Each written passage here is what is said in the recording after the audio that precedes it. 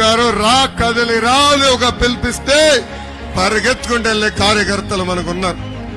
నాకు అక్క చెల్లెలు లేరు, అన్న తమ్ముడు లేరు, ఇంట్లో ఒక్కడనే.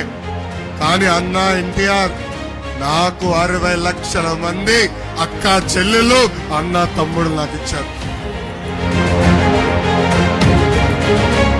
ప్రమాదంలో చనిపోయిన కార్యకర్తలకి 2 లక్షల ప్రమాద బీమా ఇచ్చిన పార్టీ తెలుగుదేశం పార్టీ.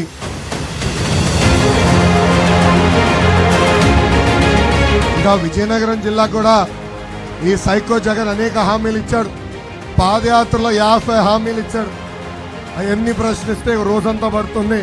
అసలు విజయనగరం జిల్లాని అభివృద్ధి చేసింది తెలుగుదేశం పార్టీ. పట్టణంలో ఉన్న నిరుపేద కుటుంబాలకి ఆనాడు యుద్ధ ప్రాతిపదికంగా టిట్కో ఇల్లు కట్టాం.